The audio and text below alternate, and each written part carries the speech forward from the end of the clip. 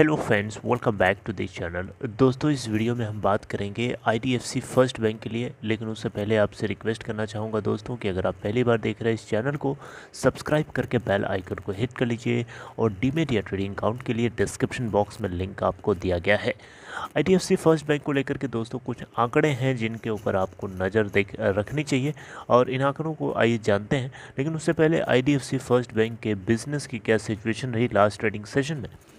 देखिए, last trading session में 49.20 के ऊपर ओपन होने के बाद 48.85 का लो और 50.35 का हाई बनाया।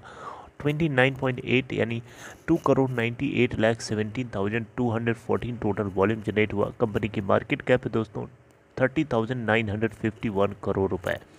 IDFC फर्स्ट बैंक का 52 वीक लो है 32.90 का और हाई है 69.30 का। फाइनेंशियल ईयर 2022 के सेकेंड क्वार्टर के अंदर कंपनी को टोटल प्रॉफिट हुआ था 110 करोड़ रुपए का। प्रमोटर्स के पास हिस्सेदारी है 36.52%। FIIs भी यहाँ पे 14.76% के साथ बने हुए हैं। पब्लिक के पास हिस्सेदारी 34.32% और DIIs के पास 14.39% की स्टेक है। दोस्तों, यहाँ पे लेटेस्ट अपडेट ये है IDFC फर्स्ट बैंक को लेकर के कि क्वार्टर थर्ड के नंबर्स तो पूरी तरीके से रिलीज नहीं हुए, यानी बॉटम लाइन नहीं पता। लेकिन कुछ पॉइंट्स जो है IDFC फर्स्ट बैंक ने शेयर किया है जो आप लोगों के साथ में डिस्क्लोज करना चाहूँगा। IDFC फर्स्ट बैंक के क्वार्टर थ्री डिपॉजिट्स के अंदर 10% का ग्रोथ देखने को मिला। हाउसिंग लोन्स के अंदर 44% की ग्रोथ देखने को मिली। आप देख सकते हैं डिटेल में यहाँ पे दिया हुआ है। IDFC फर्स्ट बैंक के क्वार्टर थ्री के अंदर अगर आप देखें तो जो टोटल डिपॉजिट देखने को मिला है बैंक को 10.48% ईयर ऑन ईयर बेसिस पे ग्रो करता हुआ देखने को मिला। और जो फिगर है दोस्तों एग्जैक्टली 85,387 करोड़ रुपए का टोटल डिपॉजिट क्वार्टर थर्ड के अंदर यानी दिसंबर क्वार्टर के अंदर दिखाई दिया। जबकि लास्ट फाइनेंशियल ईयर के सेम क्वार्टर यानी दिसंबर 2020 के अंदर 77,289 करोड़ का टोटल इनको डिपॉजिट देखने को मिला था। ओके, आई होप आप मेरी बात समझ रहे हैं। अब बात करें बैंक के कासा रेशियो की। कासा रेशियो क्या होता है? करंट अकाउंट, कासा का मतलब होता है करंट अकाउंट सेविंग अकाउंट। ये एक ऐसा रेशियो होता है जो ये बताता है कि जो लो कॉस्ट डिपॉजिट होता है, यानी बैंक जो कम से कम ब्याज के ऊपर अपने पास फंड जुटाव लेता है, उसको हम कासा रेशियो के थ्रू जान लेते हैं। तो कासा रेशियो यहाँ पे 51.85% का देखने को मिला है, राइट।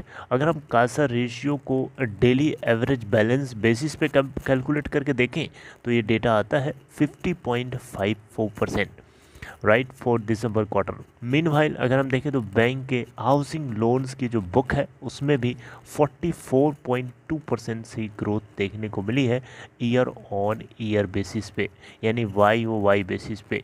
मतलब हुआ कि इस क्वार्टर को हम कंपेयर करेंगे लास्ट फाइनेंशियल ईयर के सेम क्वार्टर से, यानी दिसंबर 2021 is being compared with December 2020। This is called year on year basis calculation comparison. Mortgage backed business की बात करें तो इसमें 27.4% का राइज देखने को मिला है ईयर ऑन ईयर बेसिस पे। अगर हम देखें मॉर्गेज बैक्ड बिजनेस तो इसमें 38.5% का कॉन्स्टिट्यूशन है रिटेल सेगमेंट का, कॉमर्शियल और रूरल बैंकिंग बिजनेस का as of December 31, 2021।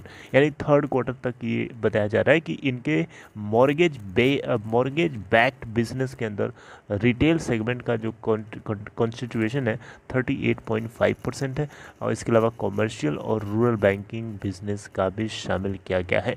Infrastructure finance D growth हमें देखने को मिली, यानी इंफ्रा से जुड़े हुए जो फाइनेंसिंग करते हैं किया है बैंक ने, उसमें 30.6% की जो है यहाँ पे ग्रोथ डी ग्रोथ देखने को मिली, यानी इनको इतना यहाँ पे डाउन देखना पड़ा ईयर ऑन ईयर बेसिस पे, राइट। और अगर हम देखें यहाँ पे तो ये 6.6% के टोटल फंडेड एसेट्स का कॉन्स्टिट्यूशन करता है, राइट। और यहाँ पे दिसंबर 2020 को अगर हम देखें तो उसमें 10.5% का यहाँ पे यही फिगर था।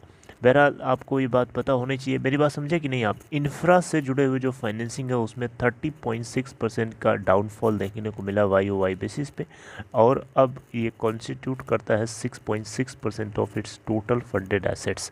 जबकि यही इंफ्रा से जुड़े हुए जो फाइनेंसिंग है इससे यही जो कॉन्स्टिट्यूशन था टोटल फंडेड एसेट्स का 10.5% था दिसंबर 2020 के अंदर। तो यही अब दिसंबर 2020 के 10.5% को अगर इसके 6.6% से कंपेयर करेंगे तो आपको इसमें 30.6% का इस बार का डाउनफॉल देखने को मिलेगा। आई होप आप मेरी बात को समझ गए होंगे।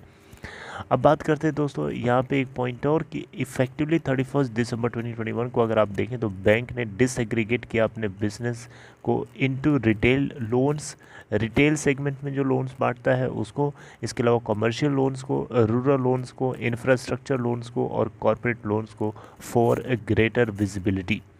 राइट, डिसएग्रीगेट का मतलब बिल्कुल उसका उल्टा, एग्रीगेट करने का। राइट, इससे विजिबिलिटी क्लियर होगी और अंडरलाइंग पोर्टफोलियो और जो रिपोर्ट्स हैं उससे जुड़ी हुई ये सारी की सारी चीज़ें काफ़ी ज़्यादा बैंक को विजिबल होंगी और काफ़ी ज़्यादा उसमें अपनी पकड़ बना सकता है, यानी उसमें अपनी ग्रोथ को हैंडल करने के लिए अपनी पूरी एफर्ट लगा सकता है। ये बेसिकली यहाँ पे मतलब है इसका। तो IDFC फर्स्ट बैंक को लेकर के क्वार्टर थर्ड के लिए यही जो डेटा रिलीज़ किए गए, जो डेटा डिस्क्लोज किए गए, मैंने आप लोगों के साथ डिस्कस करने की कोशिश करी। I hope you like it. अगर आपको कंटेंट समझ में आया हो, अपडेट अच्छी लगी, सपोर्ट करने के लिए इस वीडियो को लाइक कर सकते हैं और अपना ख्याल रखिए। Take care.